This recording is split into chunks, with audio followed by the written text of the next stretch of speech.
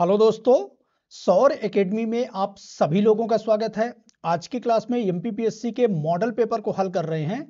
इसमें पूरे सिलेबस को कवर किया गया है। इसके अलावा बहुत सारे अतिरिक्त तथ्यों को भी शामिल किया गया है जो कि आपकी परीक्षा के लिहाज से अत्यंत महत्वपूर्ण होंगे। तो चलिए क्लास को शुरू करते हैं और लगाते हैं आज के प्रैक्टिस सेट को। आज का जो पहला प्रश्न है, सप्तांग सिद्धांत को किसने प्रतिपादित किया था? सप्तांग सिद्धांत किसके द्वारा प्रतिपादित किया गया था? ऑप्शन में देखें, तुलसीदास, चंद्रगुप्त मौर्य, कौटिल्य या गुरु नानक। तो किसके द्वारा? ये कौटिल्य के द्वारा प्रतिपादित किया गया था। कौटिल्य को विष्णुगुप्त के नाम से भी जाना जाता है। इसका अन्य नाम क्या है? विष्णुगुप्त। डिटेल देख लेते हैं। चाणक्य कौटिल्य द्वारा सप्तांग सिद्धांत को प्रतिपादित किया गया था। चाणक्य कौन थे? तो चंद्रगुप्त मौर्य के प्रधानमंत्री, महामंत्री और प्रधान पुरोहित थे। इनकी एक महत्वपूर्ण रचना अर्थशास्त्र थी जिसे राजनीतिक अर्थशास्त्र की संज्ञा दी जाती है।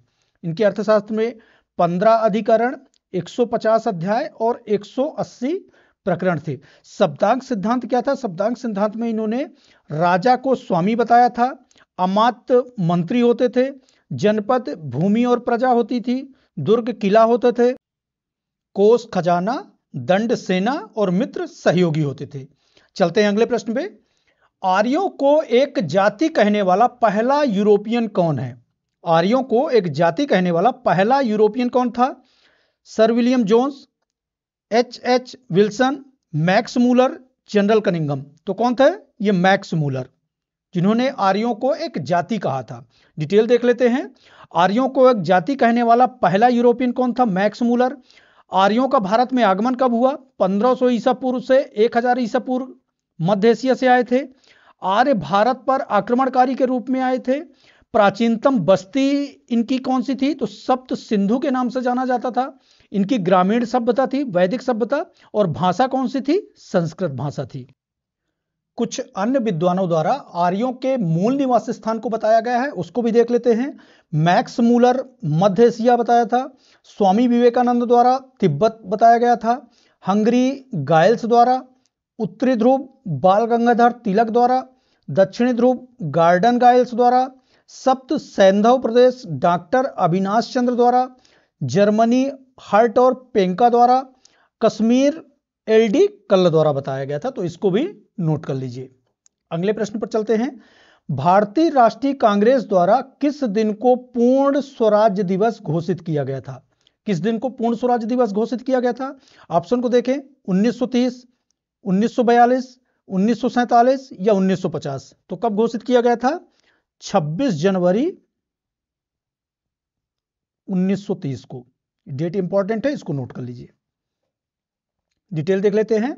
भारतीय राष्ट्रीय कांग्रेस ने 19 दिसंबर 1929 को अपने लाहौर अधिवेशन में पूर्ण स्वराज्य प्रस्ताव पारित किया था और 26 जनवरी 1930 को एक सार्वजनिक घोषणा की थी जिसमें भारतीय राष्ट्रीय कांग्रेस द्वारा इस दिन को पूर्ण स्वराज्य दिवस घोषित किया गया था। तो यदि पूछे कि प्रस्ताव किस दिन पारित हुआ था, 19 दिसंबर 1929, और पूर्ण स्वराज्य दिवस घोषित किस दिन हुआ था, तो 26 जनवरी 1930। दोनों डेट इंपॉर्टेंट है, दोनों डेट को नोट कर लीजिए। अगले प्रश्न पर चलते हैं। भारत के राष्ट्रीय आय की गणना किसके द्वारा की जाती है? राष्ट्रीय आय की गणना किसके द्वारा की जाती है? NITI Aayog, reserve bank of India, केंद्रीय सांख्यिकी संगठन या वित्त मंत्रालय द्वारा? तो किसके द्वारा? केंद्रीय सांख्यिकी संगठन CSO के द्वारा राष्ट्रीय आय की गणना की जाती है। डिटेल देख लेते हैं। भारत में राष्ट्रीय आय की गणना केंद्रीय सांख्यिकी संगठन CSO द्वारा की जाती है। राष्ट्रीय आय की गणना 3 विधियों द्वारा की जाती है। कौन कौन सी विधियां हैं? उत्पादन विधि, व्यय विधि और आय पद्धति। राष्ट्रीय आय की गणना के लिए एक वित्तीय वर्ष में देश में उत्पादित सभी अंतिम वस्तुओं और सेवाओं के मूल्यों को जोड़ा जाता है। केंद्रीय सांख्यिकी कार्यालय की बात करें, CSO की बात करें, तो इसकी स्थापना 2 मई 1951 को हुई थी। मुख्यालय इसका कहाँ है? तो नई दिल्ली में।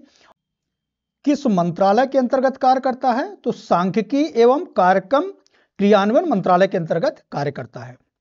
अगला प्रश्न है, निम्नलिखित में से किस उद्योगपति को भारत का इस्पात पुरुष कहा जाता है? भारत का इस्पात पुरुष, स्टील मैन ऑफ इंडिया किसे कहा जाता है? दादा भाई नौरोजी, जमशेद जे ईरानी, M विश्वेश्वरैया, विक्रम साराभाई, तो किसे कहा जाता है? ये जमशेद जे ईरानी को कहा जाता है, भारत का इस्पात पुरुष। डिटेल देख लेते हैं। पद्म भूषण से सम्मानित हैं डॉक्टर जमशेद जे ईरानी को भारत का स्टील मैन ऑफ इंडिया या भारतीय उद्योग जगत के जनक भी कहा जाता है।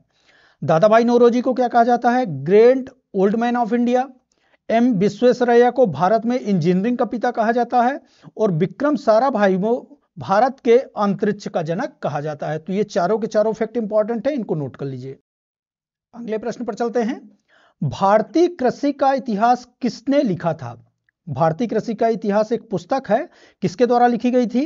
एम.एस. स्वामीनाथन, राजीव वैष्णव, एम.एस. रंधावा या चौधरी चरण सिंह। तो किसके द्वारा लिखी गई थी? ये एम.एस. रंधावा के द्वारा लिखी गई थी।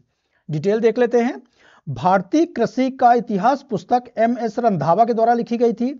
भारत में कृषि का जनक और भारत में हरित क्रांति का जनक किसे कहा जाता है? तो एम.एस. स्वामीनाथन को कहा जाता है।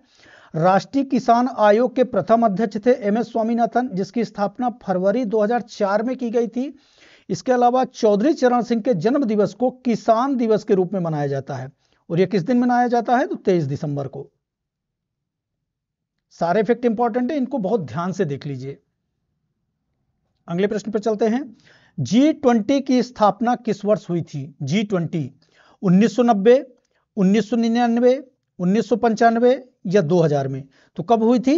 1999। डिटेल देख लेते हैं। G20 ग्रुप ऑफ 20 संगठन अंतरराष्ट्रीय आर्थिक सहयोग का प्रमुख मंच है। स्थापना इसकी कब हुई थी? 1999 में। प्रथम शिखर सम्मेलन 2008 में वाशिंगटन में हुआ था। 2023 का शिखर सम्मेलन भारत में, 2024 का ब्राजील में और 2025 का साउथ अफ्रीका में प्रस्तावित है। स्थापना एशियाई वित्तीय संकट के बाद 19 देशों और यूरोपीय संघ के वित्त मंत्रियों और केंद्रीय बैंक गवर्नरों के लिए एक मंच के रूप में वर्ष 1999 में की गई थी। स्थायी अतिथि देश कौन है? तो स्पेन है। उद्देश्य इसका अंतर्राष्ट्रीय नीतियों में सहयोग करना, अंतर्राष्ट्रीय वित्तीय संरचना में सुधार, वैश्विक वित्तीय संकट को टालने के उपाय, सदस्य देशों के आर्थिक विकास और सतत विकास को बढ़ाना इसके प्राथमिक उद्देश्य हैं।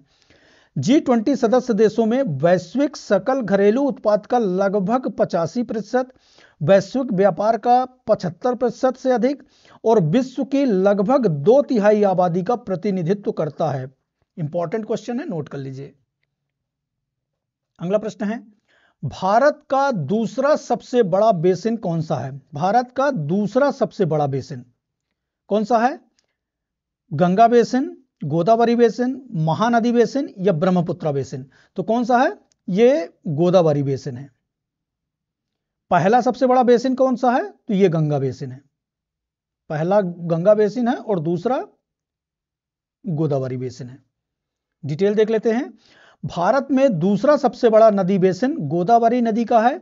यह दक्षिणी प्रायद्वीप भारत में है। गोदावरी नदी का उद्गम स्थल कहां से है? तो महाराष्ट्र के त्र्यंबकेश्वर से है। यह नदी महाराष्ट्र, तेलंगाना, आंध्र प्रदेश, छत्तीसगढ़, ओडिशा राज्यों से बहती हुई बंगाल की खाड़ी में विलीन हो जाती है। गोदावरी नदी को दक्षिण गंगा भी के नाम से भी जाना जाता है। गोदावरी नदी गंगा के बाद दूसरी सबसे लंबी नदी है और प्रायद्वीपीय भारत की सबसे लंबी नदी है। कितनी है? 1465 किलोमीटर इसकी लंबाई है।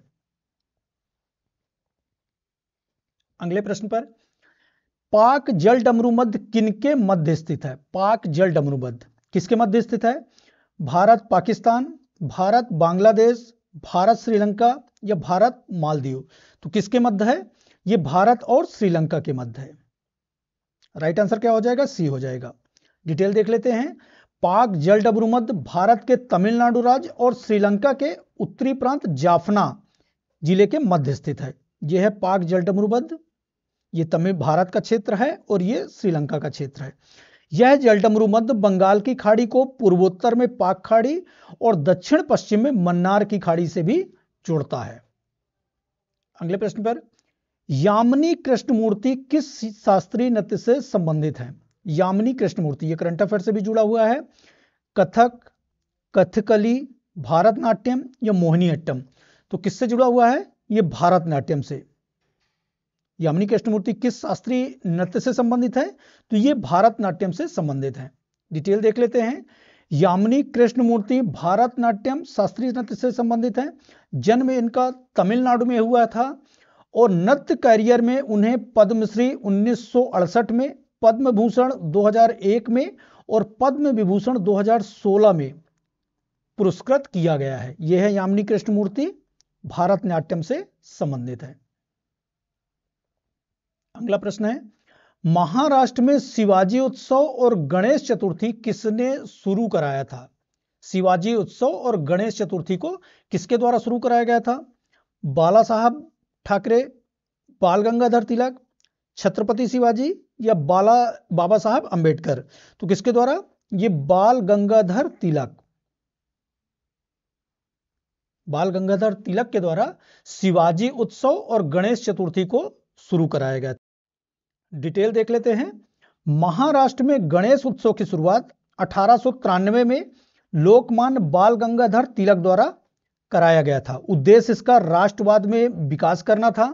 बाल गंगाधर तिलक के प्रमुख जो समाचार पत्र रहे हैं वो केसरी मराठी भाषा में और मराठा अंग्रेजी भाषा में। महत्वपूर्ण नारा इन्होंने दिया था, स्वराज्य मेरा जन्म सिद्ध अधिकार है और मैं इसे लेकर रहूंगा। 1916 में होम रूल लीग की स्थापना की थी। इनको किस उपाधि से जाना जाता है? तो लोकमान्य के नाम से जाना जाता है।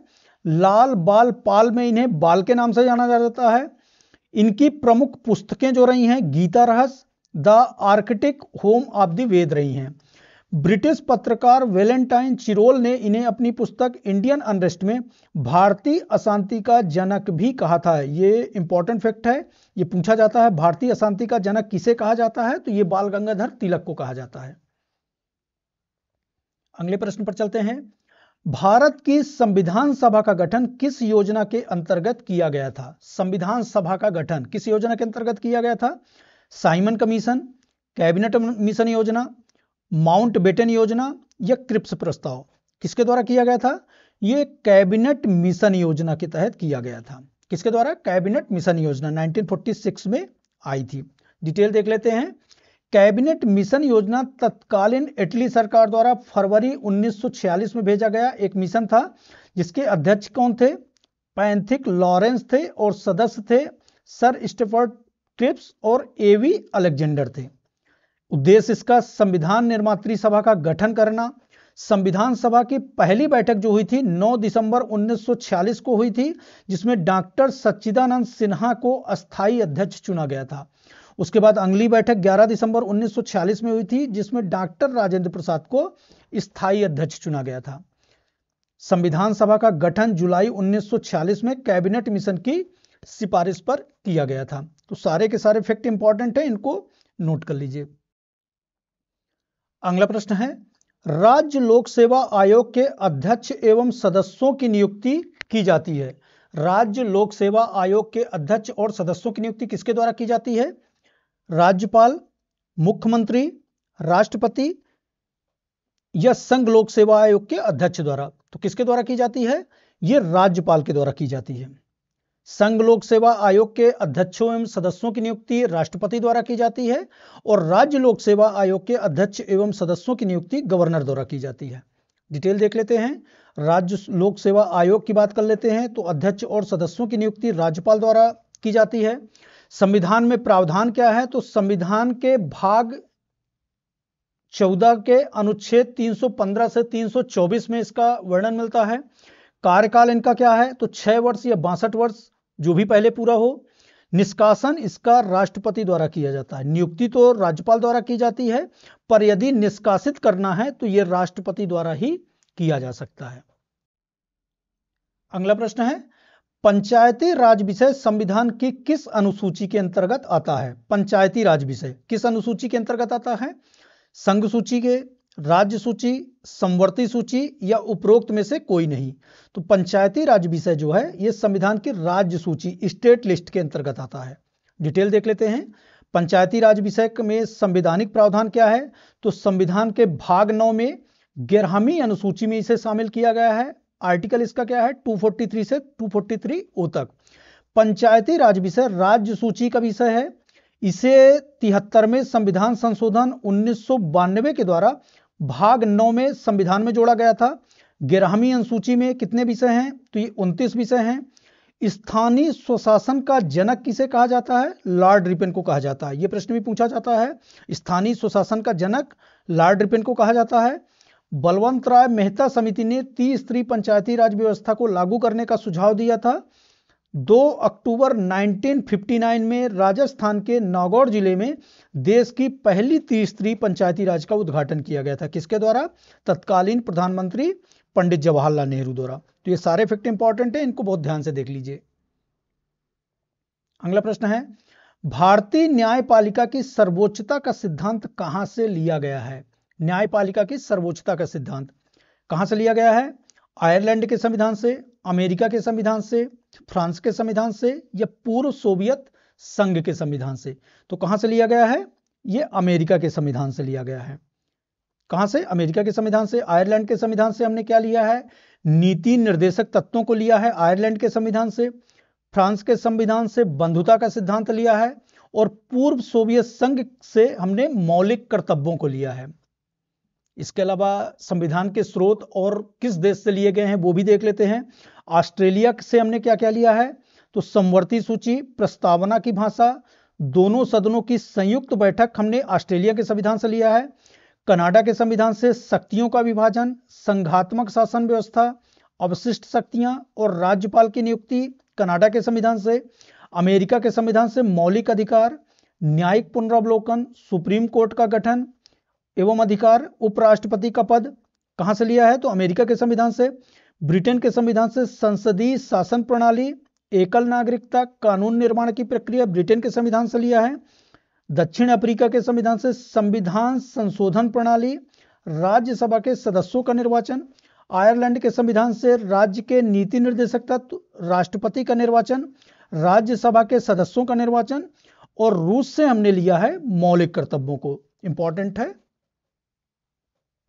अगला प्रश्न है, भारत के संविधान का निम्नलिखित में से कौन सा अनुच्छेद समान नागरिक संहिता से संबंधित है? समान नागरिक संहिता, यूनिफॉर्म सिविल कोड, किससे अनुच्छेद से संबंधित है? आर्टिकल 44, आर्टिकल 46, आर्टिकल 45 या आर्टिकल 43? तो किस अनुच्छेद से संबंधित है? ये आर्टिकल 44 राज्य के नीति निर्देशक तत्वों के अंतर्गत आर्टिकल 44 समान नागरिक संहिता से संबंधित है। डिटेल देख लेते हैं। भारत के संविधान के राज्य के नीति निर्देशक तत्व अनुच्छेद 36 से लेकर 51 तक वर्णित है। उसमें वर्णित आर्टिकल 44 में समान नागरिक संहिता का वर्णन मिलता है। इस अनुच्छेद के मुताबिक भारत के सभी नागरिकों के लिए एक समान नागरिक संहिता लागू करने का प्रयास किया जाएगा। सभी नागरिकों के जो सामाजिक मुद्दे होते हैं, विवाह, तलाक, विरासत, गोद लेने जैसे मामले होते हैं, इसमें एक ही तरह के कानून होंगे। सभी कानून सभी धार्मिक समुदायों पर लागू होंगे। इस तरह से समान नागरिक संहिता का वर्णन मिलता है। अगले प्रश्न पर चलते हैं। राष्ट्रपति को कौन पद और गोपनीयता की शपथ दिलाते हैं? कौन दिलाते हैं? भारत के मुख्य न्यायाधीश, प्रधानमंत्री, महाधिवक्ता या उपराष्ट्रपति? कौन दिलाते हैं? तो ये भारत के मुख्य न्यायाधीश, चीफ जस्टिस ऑफ इंडिया राष्ट्रपति को पद और गोपनीयता की शपथ दिलाते हैं आर्टिकल 60 के अंतर्गत। इस आर्टिकल को भी ध्यान रखिए। डिटेल देख लेते हैं। भारत के राष्ट्रपति को पद और गोपनीयता की शपथ आर्टिकल 60 के तहत भारत के मुख्य न्यायाधीश दिलाते हैं। राष्ट्रपति का चुनाव निर्वाचक मंडल करता है। कार्यकाल इनका 5 वर्ष का होता है। न्यूनतम आयु 35 वर्ष की होती है। राष्ट्रपति संघ की कार्यपालिका का प्रमुख होता है।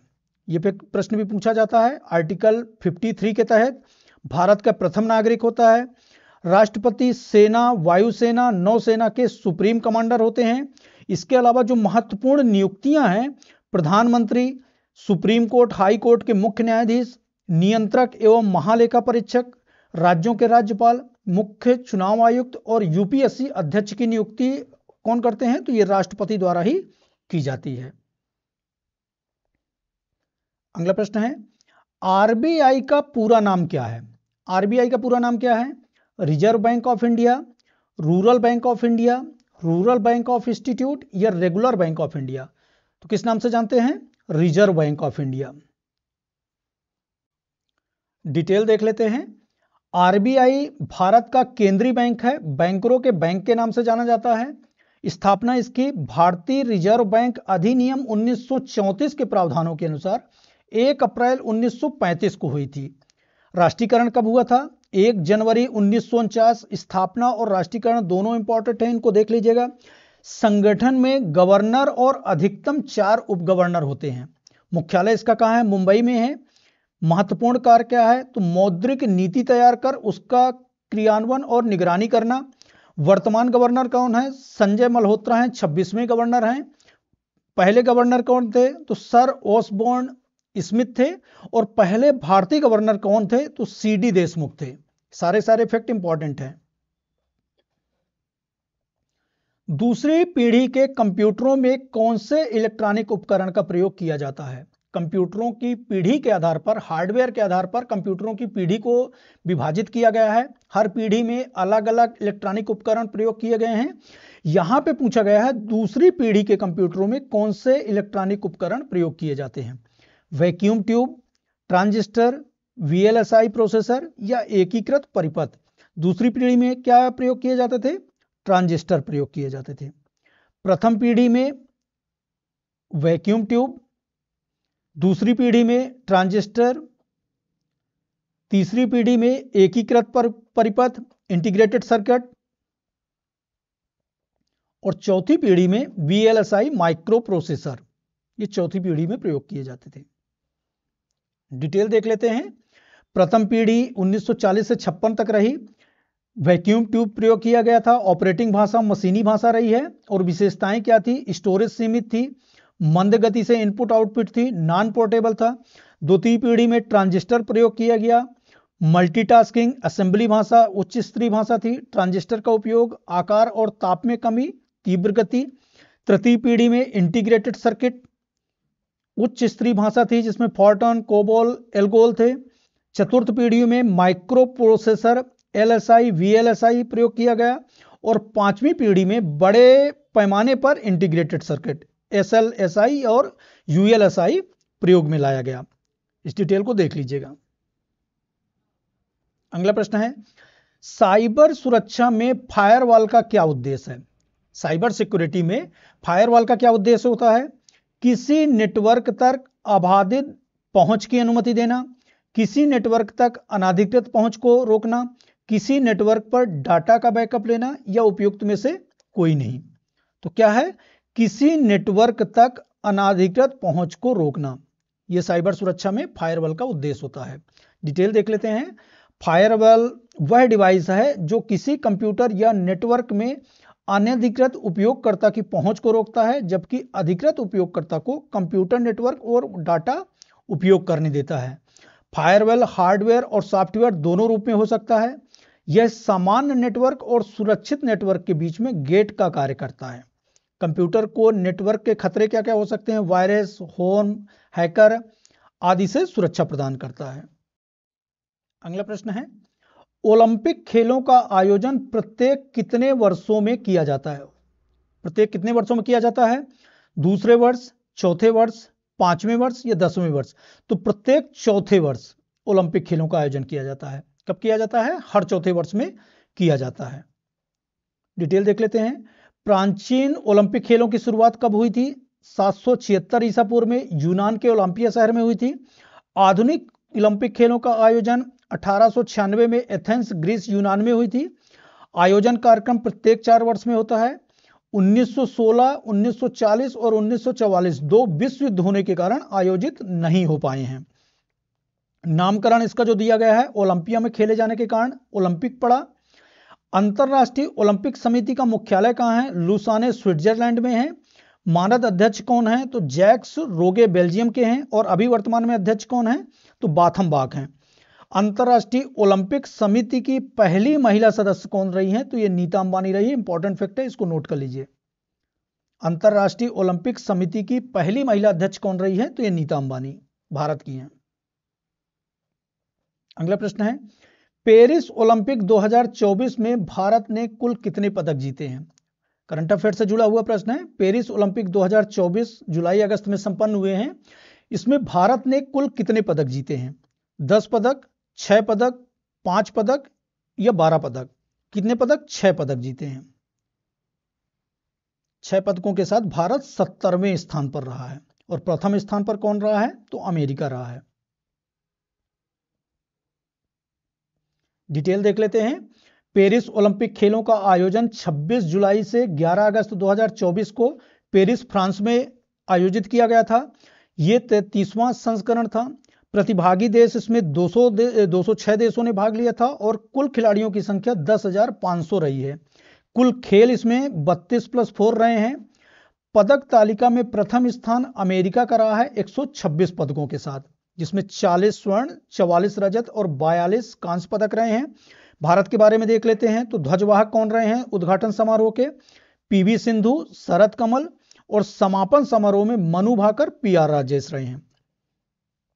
भारत ने कुल 6 पदक जीते हैं, जिसमें 1 रजत और 5 कांस्य पदक रहे हैं और इसके साथ 70वें स्थान पर भारत पदक तालिका में रहा है। इंपॉर्टेंट फैक्ट है, इसको नोट कर लीजिए। अगला प्रश्न देख लेते हैं। द सोशल कॉन्ट्रैक्ट पुस्तक के लेखक कौन हैं? The social contract, Rabindranath Tagore, Rousseau, Charles Darwin, अरस्तु। तो कौन है? ये रूसो हैं। रविन्द्रनाथ टैगोर की प्रमुख पुस्तक गीतांजलि है, रूसो की सोशल कॉन्ट्रैक्ट, चार्ल्स डार्विन की ओरिजिन ऑफ स्पेस है और अरस्तु की पॉलिटिक्स महत्वपूर्ण पुस्तकें हैं। डिटेल देख लेते हैं। चार्ल्स डार्विन की ओरिजिन ऑफ स्पीशीज रही है, अरस्तु politics, doctor APJ Abdul Kalam की wings of fire India 2020, Rabindranath Tagore की Gitanjali, post office, Chitra, the court dancer, the king of dark chamber महत्वपूर्ण पुस्तकें रही हैं। अगले प्रश्न पर चलते हैं। भारतीय चित्रकला का प्राचीनतम अवशेष कहां से प्राप्त होता है? भारतीय चित्रकला का प्राचीनतम अवशेष कहां से प्राप्त होता है?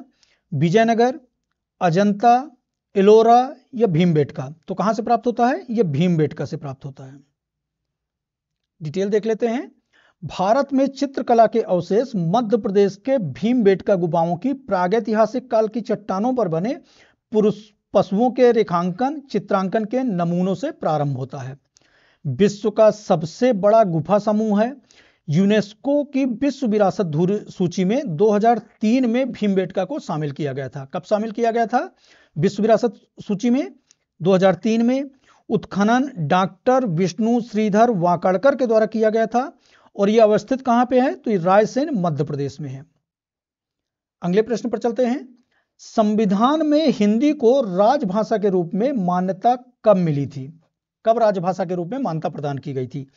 15 अगस्त 1947, 14 सितंबर 1949, 14 नवंबर 1949 या 26 जनवरी 1950? तो संविधान में हिंदी को राजभाषा के रूप में 14 सितंबर 1949 को मान्यता मिली थी। राइट आंसर क्या हो जाएगा? बी हो जाएगा। डिटेल देख लेते हैं। संविधान में हिंदी को राजभाषा के रूप में मान्यता 14 सितंबर 1949 को मिली थी। आर्टिकल 343 से 351 तक राजभाषा के संबंध में प्रावधान है।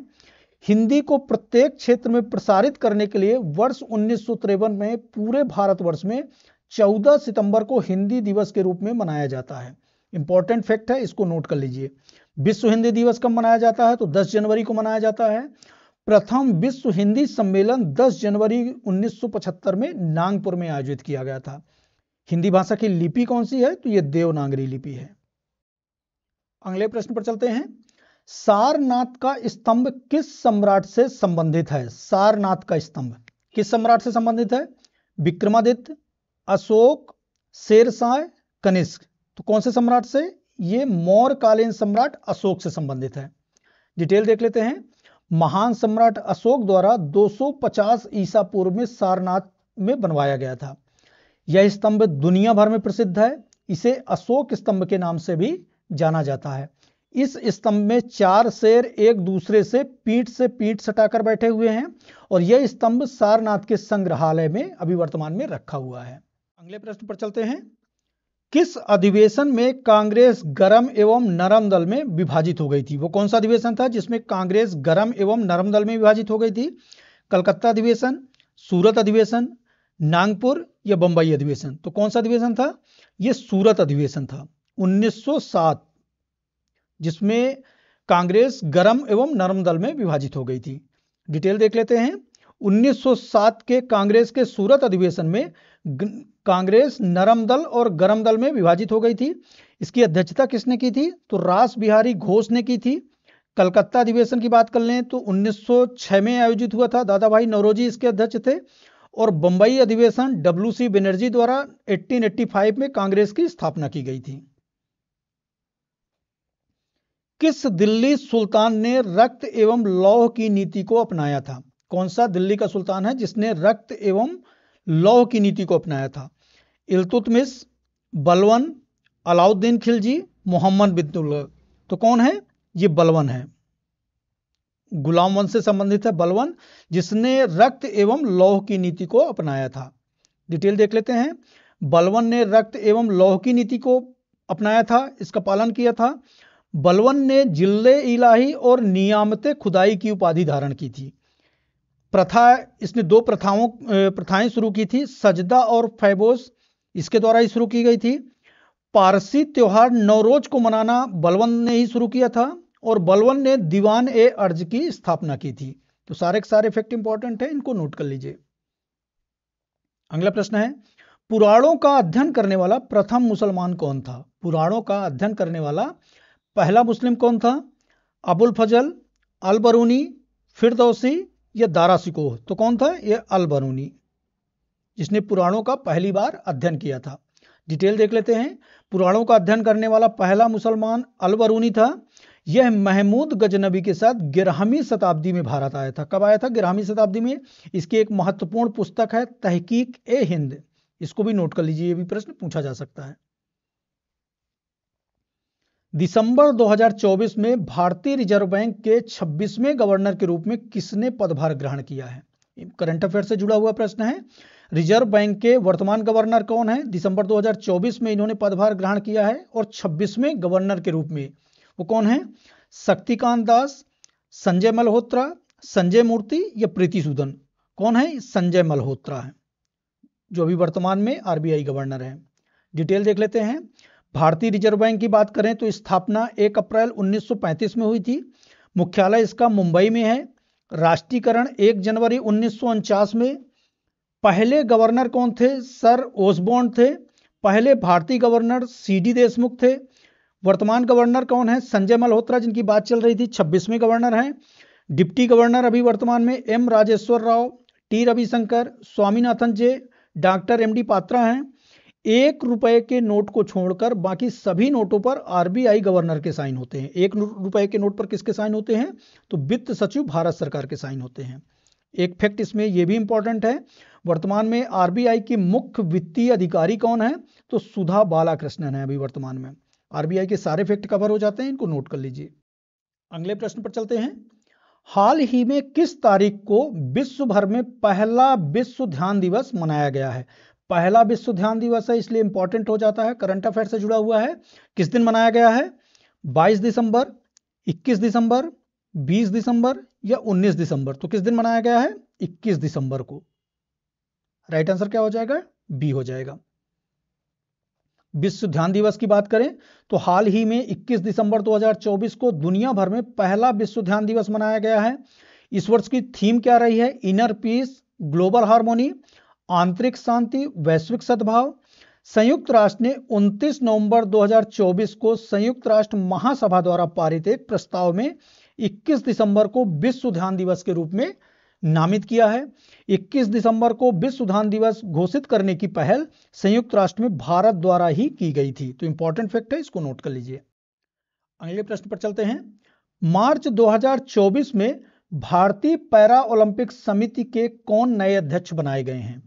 मार्च 2024 में भारतीय पैरा ओलंपिक समिति के नए अध्यक्ष कौन बने हैं? देवेंद्र झाझरिया, मनोज सरकार, भाविना पटेल या निषाद कुमार? तो कौन बने हैं?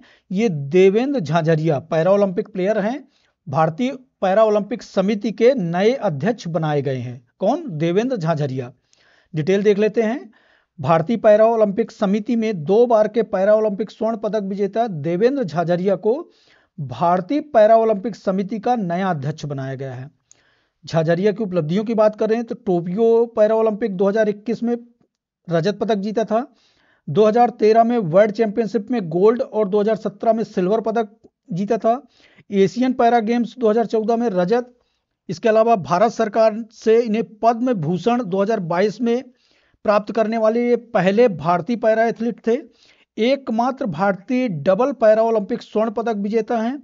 2017 में इन्हें खेल रत्न से, अर्जुन पुरस्कार 2004 में और पद्मश्री से 2012 में सम्मानित किया जा चुका है देवेंद्र झाझरिया को। इंपॉर्टेंट प्रश्न है, इसको नोट कर लीजिए।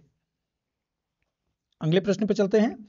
ओलंपिक में कोई पदक जीतने वाली प्रथम भारतीय महिला कौन थी? जिन्होंने पहला कोई भी पदक जीता है, ऐसा जीतने वाली पहली भारतीय महिला कौन थी? संतोष यादव, कर्णम मालेश्वरी, कुंज रानी, आरती साहा। तो कौन थी? ये कर्णम मालेश्वरी ओलंपिक में प्रथम पदक जीतने वाली भारतीय। इसके अलावा भारत की प्रथम महिलाओं से संबंधित कुछ तथ्य हैं, इनको भी देख लेते हैं। एवरेस्ट पर लगातार 2 बार चढ़ने वाली प्रथम भारतीय महिला कौन रही हैं? तो ये संतोष यादव 1992 और 93 में ये उपलब्धि हासिल की है। ओलंपिक में कोई पदक जीतने वाली प्रथम भारतीय महिला कौन रही है? कर्णम मालेश्वरी सिडनी ओलंपिक 2000 में। अर्जुन और राजीव गांधी खेल रत्न प्राप्तकर्ता प्रथम भारतीय महिला कुंज रानी रही हैं। इन्हें ग्रैंड ओल्ड लेडी के नाम से जाना जाता है। इंग्लिश चैनल पार करने वाली प्रथम भारतीय महिला कौन थी? तो ये आरती साहा। एवरेस्ट शिखर पर पहुंचने वाली प्रथम भारतीय महिला कौन थी? बछेंद्री पाल 1984 में। अर्जुन पुरस्कार प्राप्तकर्ता प्रथम महिला मीना साह 1962। और एशियाई खेलों में स्वर्ण पदक जीतने वाली प्रथम भारतीय महिला कौन रही हैं? तो ये कमलजीत संधू, और ये उपलब्धि उन्होंने 1970 में बैंकॉक एशियाई खेलों में प्राप्त किया था। अगले प्रश्न पर चलते हैं। भारत रत्न प्राप्तकर्ता प्रथम खिलाड़ी निम्नलिखित में से कौन है? भारत रत्न प्राप्तकर्ता पहले खिलाड़ी कौन है? Major Dhyanchand, PT Usha, Sachin Tendulkar, Abhinav Bindra. तो कौन है जिन्हें भारत रत्न से नवाजा गया है? तो ये सचिन तेंदुलकर हैं। क्रिकेट के भगवान कहे जाने वाले सचिन तेंदुलकर ये पहले खिलाड़ी हैं जिन्हें भारत रत्न से सम्मानित किया गया है। डिटेल देख लेते हैं।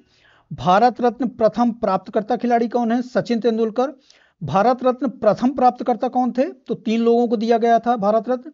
सी राजगोपालाचारी, एस राधाकृष्णन, सीवी रमन को। प्रथम प्रधानमंत्री कौन थे? पंडित जवाहरलाल नेहरू, जिन्हें भारत रत्न दिया गया था। प्रथम राष्ट्रपति कौन थे? डॉक्टर राजेंद्र प्रसाद। प्रथम राष्ट्रपति जिन्हें मरणोपरांत दिया गया था? लाल बहादुर शास्त्री। भारत रत्न प्रथम महिला कौन थी? तो इंदिरा गांधी रही हैं। प्रथम विदेशी कौन रहे हैं? तो खान अब्दुल गफ्फार खान। प्रथम वैज्ञानिक कौन रहे हैं? तो सीवी रमन।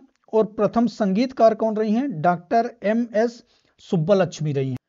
भारत रत्न की बात करें तो भारत का सर्वोच्च नागरिक सम्मान है। स्थापना इसकी 2 जनवरी 1954 में हुआ था और 3 लोगों को दिया गया था, C Rajagopalachari, doctor S Radhakrishnan, CV Raman को। भारतीय संविधान में उल्लेख आर्टिकल 18(1) में मिलता है। अगले प्रश्न पर चलते हैं। भारतीय अंतरिक्ष कार्यक्रम के जनक कौन थे? भारतीय अंतरिक्ष कार्यक्रम के जनक कौन थे? Father of Indian space programme doctor Satish Dhawan, doctor Homi Jahangir Bhabha, doctor APJ Abdul Kalam या डॉक्टर विक्रम अम्बालाल साराभाई। तो कौन है? डॉक्टर विक्रम अम्बालाल साराभाई भारतीय अंतरिक्ष कार्यक्रम के जनक थे। डिटेल देख लेते हैं। भारतीय अंतरिक्ष कार्यक्रम के जनक कौन है? डॉक्टर विक्रम अम्बालाल साराभाई हैं। भारतीय राष्ट्रीय अंतरिक्ष अनुसंधान समिति का गठन कब किया गया था? 1962 में। इसरो, भारतीय अंतरिक्ष अनुसंधान संगठन इसरो की स्थापना 15 अगस्त 1969 में की गई थी। और अंतरिक्ष आयोग और अंतरिक्ष विभाग का गठन कब किया गया था? तो 1972 में किया गया था। इस फैक्ट को भी नोट कर लीजिए। अगला प्रश्न है, भारतीय अंतरिक्ष अनुसंधान संगठन इसरो की स्थापना कब की गई थी? भारतीय अंतरिक्ष अनुसंधान संगठन इसरो की स्थापना कब की गई थी? वर्ष 1962 में, 1965 में, 1969 में या 1972 में? तो कब की गई थी? 15 अगस्त 1969 इसरो की स्थापना की गई थी। कब की गई थी? वर्ष 1969 में। डिटेल देख लेते हैं। भारतीय अंतरिक्ष अनुसंधान संगठन की स्थापना 15 अगस्त 1969 में की गई थी। मुख्यालय इसका बेंगलोर में है। पहला उपग्रह आर्यभट्ट रहा है। 19 अप्रैल 1975 में सोवियत संघ की सहयोग से अंतरिक्ष में छोड़ा गया था। उद्देश्य इसका अंतरिक्ष प्रौद्योगिकी का विकास करना। इसरो द्वारा मानव युक्त गगनयान मिशन हेतु एक अर्ध मानवीय महिला रॉकेट, क्या नाम है, व्योम मित्र को लॉन्च किया है। और 14 फरवरी 2017 को इसरो ने PSLV के जरिए 104 सैटेलाइट एक साथ लॉन्च कर विश्व में कीर्तिमान स्थापित किया था। इसके अलावा भारत के चंद्रयान मिशन, इनको भी देख लेते हैं। चंद्रयान प्रथम 22 अक्टूबर 2008 में लॉन्च किया गया था। चंद्रयान द्वितीय 22 जुलाई 2019 में और चंद्रयान तृतीय 14 जुलाई 2023 में लॉन्च किया गया था। ये इनके लॉन्चिंग व्हीकल है, इनको देख लीजिएगा। अगले प्रश्न पर चलते हैं। दूध के घनत्व को किस यंत्र द्वारा मापा जाता है? दूध के घनत्व को किस यंत्र द्वारा मापा जाता है? वोल्ट मीटर, हाइड्रोमीटर, बैरोमीटर या लैक्टोमीटर? तो किसके द्वारा मापा जाता है? ये लैक्टोमीटर के द्वारा। किसके द्वारा? लैक्टोमीटर के द्वारा दूध के घनत्व को मापा जाता है। इसके अलावा कुछ महत्वपूर्ण मापक हैं और उपकरण हैं, वो भी देख लेते हैं। हाइड्रोमीटर के द्वारा क्या मापा जाता है? तो तरल पदार्थों का सापेक्षिक घनत्व मापा जाता है। बैरोमीटर के द्वारा वायुमंडलीय दाब को मापा जाता है। वोल्ट मीटर के द्वारा विभवांतर को मापा जाता है। ऑडियोमीटर के द्वारा ध्वनि की तीव्रता। अल्टीमीटर के द्वारा ऊंचाई को मापने में प्रयोग लाया जाता है। हाइग्रोमीटर हवा की आर्द्रता। सिस्मोग्राफ से भूकंप एवं ज्वालामुखी के कारण जमीन की हलचल को मापा जाता है। फैदोमीटर से समुद्र की गहराई को मापा जाता है। और कार्डियोग्राम से हृदय की गति को मापा जाता है। इस तरह से प्रमुख मापक और उपकरण हैं, इनको भी देख लीजिए। अगले प्रश्न पर चलते हैं। गुरुत्वाकर्षण का सिद्धांत किसने दिया था? किसके द्वारा दिया गया था गुरुत्वाकर्षण का सिद्धांत? न्यूटन, आर्किमिडीज, गैलीलियो या फैराडे? किसके द्वारा दिया गया था? ये न्यूटन के द्वारा दिया गया था। डिटेल देख लेते हैं। गुरुत्वाकर्षण सिद्धांत सार्वभौमिक नियम न्यूटन द्वारा प्रतिपादित किया गया था। न्यूटन का गुरुत्वाकर्षण नियम क्या कहता है? ब्रह्मांड के किन्हीं दो पिंडों के मध्य कार्य करने वाला आकर्षण बल उसके द्रव्यमानों के गुणनफल के समानुपाती और उसकी मध्य की दूरी के व्युत्क्रमानुपाती होता है। ये फॉर्मूला है जिन्हें प्रतिपादित किया था न्यूटन ने। द्रव्यमान के दो पिंडों के बीच की दूरी तथा F आकर्षण बल है, G सार्वत्रिक गुरुत्वाकर्षण नियतांक है। अगले प्रश्न पे चलते हैं। इनमें से कौन सा वस्तुनिष्ठ प्रकार की परीक्षा में उत्तर पत्रक को जांचने के लिए प्रयुक्त किया जाता है? कौन सा है? MICR, OCR, OMR या MCR? तो कौन सा है? OMR। OMR जो होता है वस्तुनिष्ठ प्रकार की परीक्षा में उत्तर पत्रक को जांचने के लिए प्रयुक्त किया जाता है। डिटेल देख लेते हैं। वस्तुनिष्ठ परीक्षा में उत्तर पत्रिका को जांचने के लिए OMR का इस्तेमाल किया जाता है। OMR का फुल फॉर्म क्या होता है? Optical mark recognition. तो इसको भी नोट कर लीजिए। अगला प्रश्न है। फ्लिपकार्ट, अलीबाबा और अमेजन किसके उदाहरण हैं? किसके उदाहरण हैं? C2B के, B2C के, C2C के या B2B के? तो किसके उदाहरण हैं? ये B2C के, बिजनेस टू कंज्यूमर के उदाहरण है फ्लिपकार्ट, अलीबाबा और अमेजन। डिटेल देख लेते हैं। फ्लिपकार्ट, अलीबाबा और अमेजन ये सभी B2C के उदाहरण है। B2C का फुल फॉर्म क्या होता है? Business to consumer. इसका मतलब है कि किसी कारोबार से सीधे उपभोक्ताओं को वस्तुएं और सेवाएं बेचना। B2C बाजार को उपभोक्ता बाजार भी कहा जाता है। अगले प्रश्न पर चलते हैं। समस्त जीवों की आधारभूत संरचनात्मक और क्रियात्मक इकाई है, क्या है? ऑर्गन तंत्र, ऊतक, कोशिका, ऑर्गन। तो क्या होती है? ये कोशिका होती है। समस्त जीवों की आधारभूत संरचनात्मक और क्रियात्मक इकाई। अन्य डिटेल देख लेते हैं।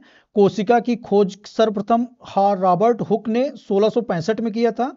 सिद्धांत, कोशिका सिद्धांत का प्रतिपादन किसने किया था? तो ये स्लाइडन और स्वान द्वारा विकसित किया गया था।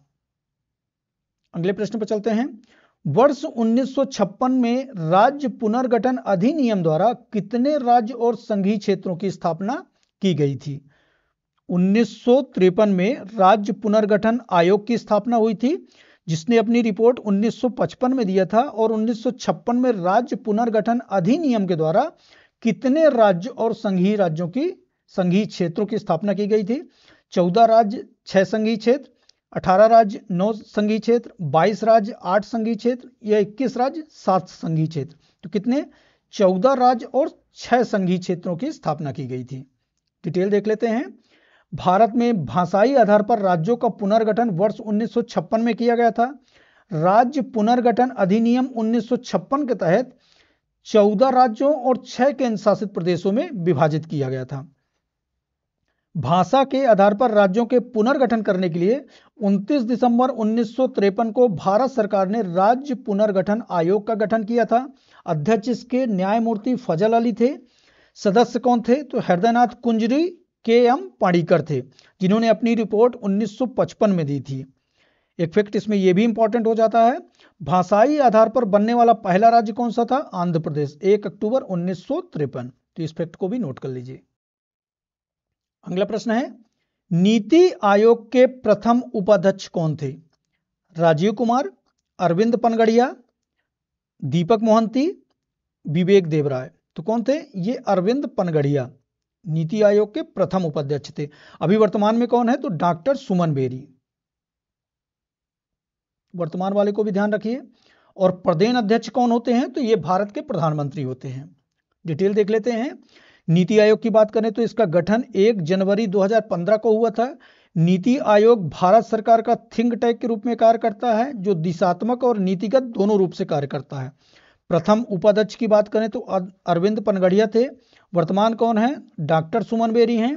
और इसका पूरा नाम है राष्ट्रीय भारत परिवर्तन संस्थान। तो इस फैक्ट को भी नोट कर लीजिए। अगले प्रश्न पे चलते हैं। इतिहास के आरंभिक काल को निम्नलिखित में से कहा जाता है। इतिहास के प्रारंभिक काल, आरंभिक काल को क्या कहा जाता है?